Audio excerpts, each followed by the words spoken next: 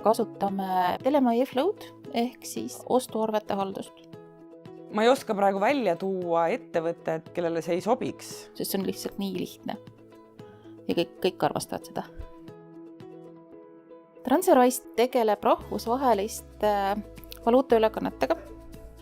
King pigistaski just selles, et arved olid meilis, ta oli kergelt kaootiline. Eesmärk oli saada protsessid selgeks, lihtsaks, arusaadavaks, hallatavaks.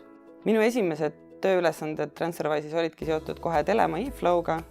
Väga lihtne ülesehitus ja hästi kasutajasõbralik. Kõige kasulikum funktsioon Telemai juures on automaatne kodeerimine korduvarvete puhul ja kinnitusringide lisamine ka. Mis inimestele ka meeldib, on see, et nad nüüd näevad oma arveid. Kui sul on kogu sinu arhiiv on olemas, sa saad lihtsamalt oma eelarvet teha, sa saad arveid kontrollida, sa ei pea nagu otsima meeleheitlikult kuskilt meilidest ja folderitest mingeid arveid taga. Korralikult süstematiseeritud, päringud, imelihtne.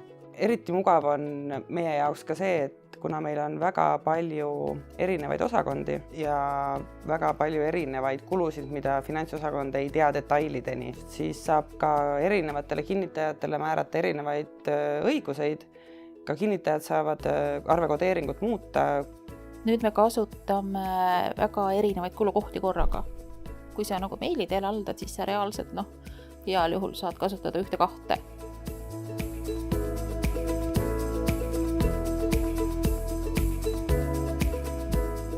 Kellel on täna veel arved paberitel ja kes kinnitavad arveid allkirjaga paberil, jumala eest lõpeta ära.